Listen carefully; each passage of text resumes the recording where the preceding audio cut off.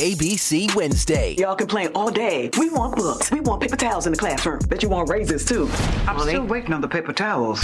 Abbott Elementary returns with the new season. We asked the district for more after-school programs. They gave us $50 for class pets instead. Critics cheer. Abbott Elementary continues to be one of the funniest and most beloved shows on TV. What y'all doing out there? Taking bribes. Proud of y'all. Abbott Elementary. Season premiere Wednesday, 9:30, 8:30 Central on ABC and stream on Hulu.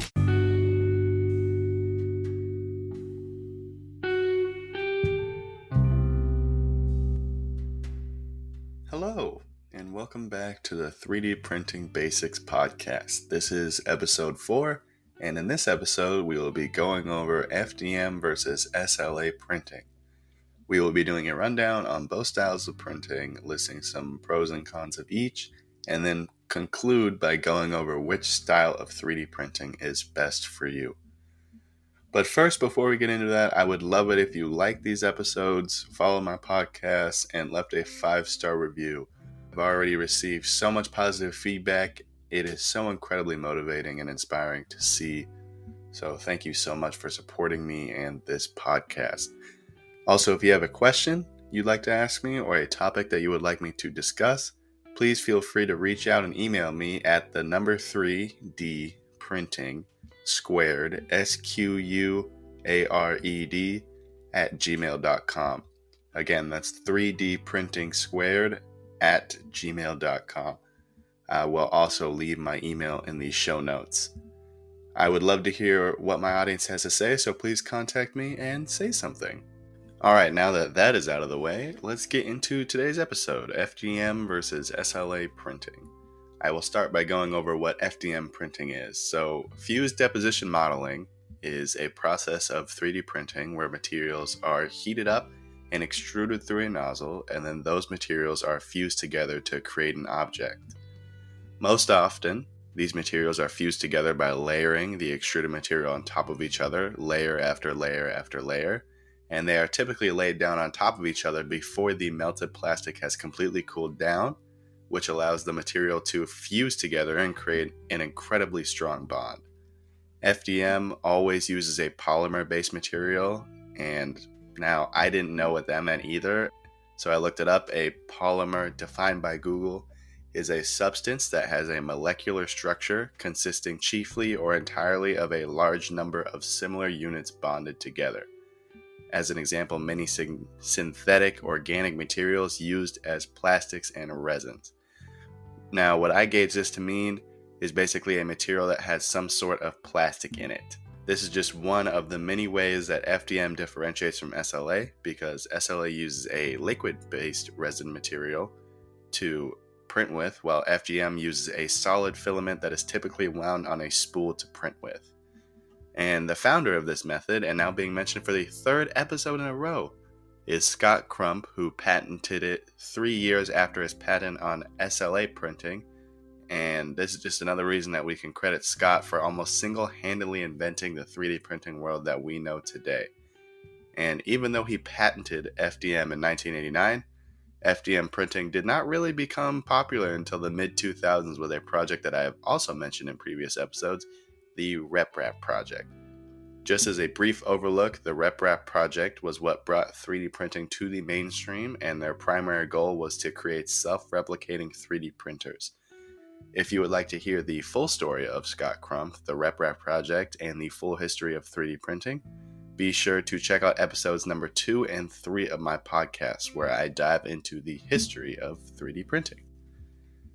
Anyways, there are 2 main systems to FDM printing. One system is responsible for the heating, extrusion, and laying down of that extruded filament, while the other is responsible for the movement of the bed and/or the print head to ensure it is printing where it is supposed to. For the first system, heating and extruding of the filament, there are 2 main ways to do it, either direct drive extrusion or what we call Bowden extrusion. Both have their pros and cons, but first let's break down each one. In order to get your filament feeding into the printhead and out of the heated nozzle, something needs to be applying force to the filament. Now, in most cases, the force is a gear that is attached to a motor. The difference between a Bowden extruder and a direct drive extruder is simply the placement of this particular gear. On Bowden drive printers, this gear is placed far away from the hot end, usually on the side or on one of the Z-axes. A direct drive printer will have this gear placed on the print head, as close to the hot end as it can possibly get. That is the only difference between these two extrusion methods.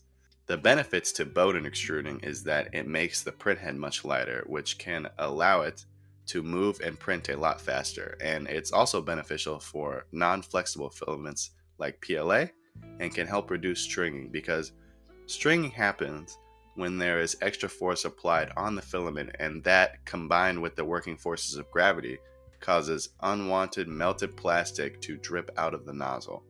Since the extruding force is being applied so far away from the nozzle, this means that the only extra force that is being applied to that unwanted filament is gravity, and so less of it will drip out of the nozzle, causing less stringing. Some of the benefits of a direct drive system are its reliability. Because the gear that is applying the extrusion force is so close to the nozzle, there will be a lot less variance in how much or how little filament you actually extrude. And sometimes with the Bowden setup, the extrusion force is so far away that it can cause some differences in how much filament is being extruded, and direct drive doesn't have that issue. This is so important to 3D printing because everything depends on how much or how little filament you want to extrude. If you're under extruding, there's going to be weird holes and your print is going to look like Swiss cheese. If you're over extruding, there's going to be blobs and chunks everywhere and your print is just not going to come out right. You really need the perfect amount of filament to be extruding at all times, and direct drive setups normally have a better time with this. Another benefit to direct drive is its ability to print a wider range of filaments, particularly flexible filaments. Flexible filaments are very, very prone to jamming up and not extruding properly in Bowden setups.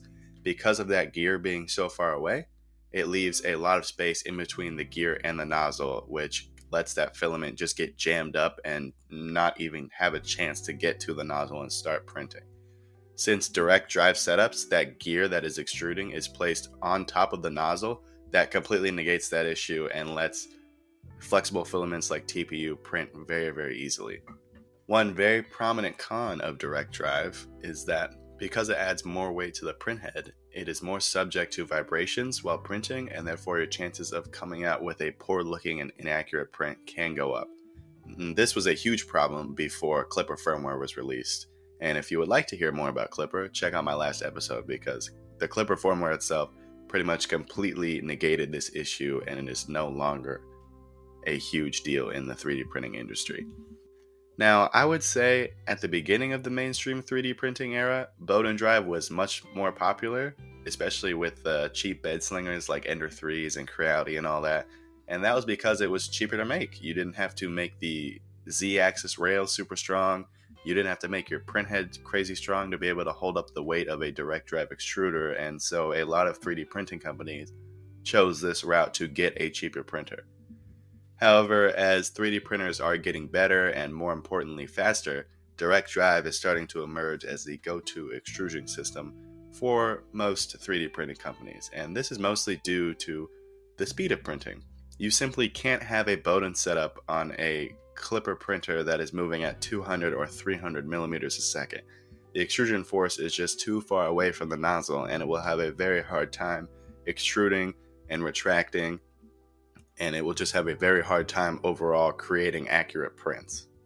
Okay, so now that we have a basic understanding of FDM printers, I would like to move into stereolithography, or SLA 3D printing.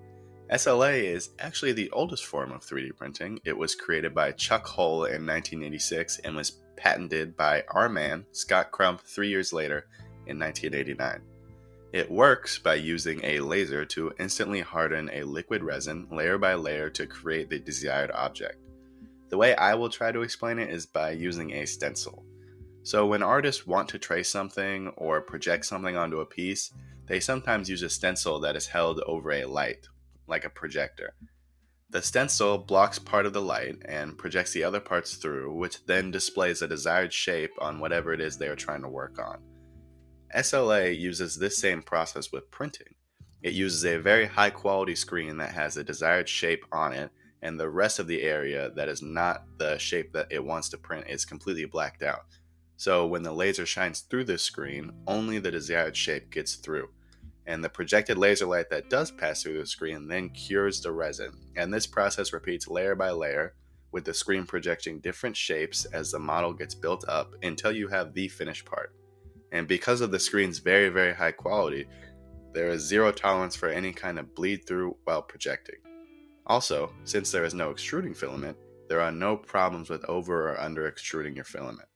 And this is what allows SLA printers to print extremely high quality pieces, and why they are so attractive to makers like artists and action figure enthusiasts.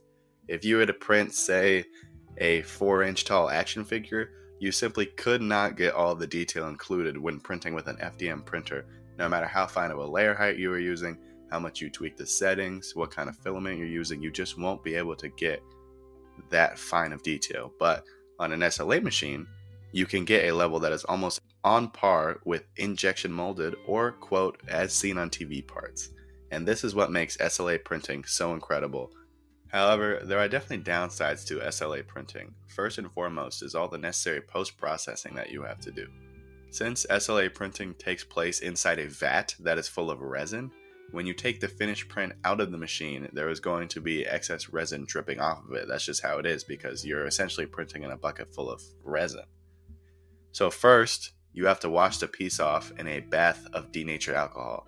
Now, I've personally never done SLA printing, but I've seen other people use these setups, and they are pretty complicated. On top of having to wash your part, you also have to finish curing it. So after the alcohol bath, there are still microscopic bits of uncured resin on the part that can't be washed off. And this is dangerous because uncured resin is considered not safe and very toxic. So after washing your part, you must put it under a UV light and a Lazy Susan setup and let those tiny bits of resin cure in order to make the parts safe for use. There is also the added safety necessities of wearing gloves and safety glasses when dealing with SLA prints. And another factor to consider is the added footprint and counter space that these extra units take up. A lot of us, I would say, are working with small setups. We don't have huge shops or huge warehouses where we have all the space to set up our printers. And so with an SLA setup, the footprint is just so much bigger than an FDM setup, because with the FDM setup, you're just using a single printer and there's nothing else that you have to do. But with SLA, you have the printer, you have the washing station, and you have the curing station. So that is a very important part of SLA printing that you must consider if you are deciding to go that route. And that is the basic breakdown of FDM and SLA printing. Now comes the $1 million question. Which one is best for you? As is often the answer, I feel, I believe that it depends on what you are printing and also what you are hoping to get out of your printers. If you are someone who likes to print models, figurines, or other highly detailed parts, I would suggest getting an SLA printer, because that is basically the marketing point of an SLA printer. They print super high quality and super fine detailed parts. Just keep in mind the safety concerns and large footprint that SLA has. If you are someone who is printing parts for assemblies like RC cars, or you just want a faster, cheaper alternative to SLA printing, then FDM is definitely the way to go. In this case, though, be mindful of whether you buy direct drive or bone-in drive systems and the pros and cons that come with that. I think at the end of the day, there is something for everyone here in the world of 3D printing. So if you don't like the first thing you have, keep searching. I'm sure you will find the printing style and printers that suit your needs very, very soon. Thank you so much for listening to episode 4 of 3D Printing Basics. I hope you were able to gain a better understanding of FDM and SLA style 3D printing, and I hope you will have a good idea of what to look for the next time you decide to get a 3D printer. This episode was really fun for me. I love doing research on these things, especially with researching SLA. I really didn't know a whole lot about SLA printing. I've never done it before. I had never done it before. I never even considered it, so I never got into the world of SLA printing. But it was very, very fun for me to dive in and learn everything that I could about that. Again, please be sure to like this episode, follow, leave me a 5-star review, email me with any questions you have, and most importantly, keep listening to this podcast. Your support means the world to me, and this wouldn't be possible without you. Thanks again, and talk to you next time.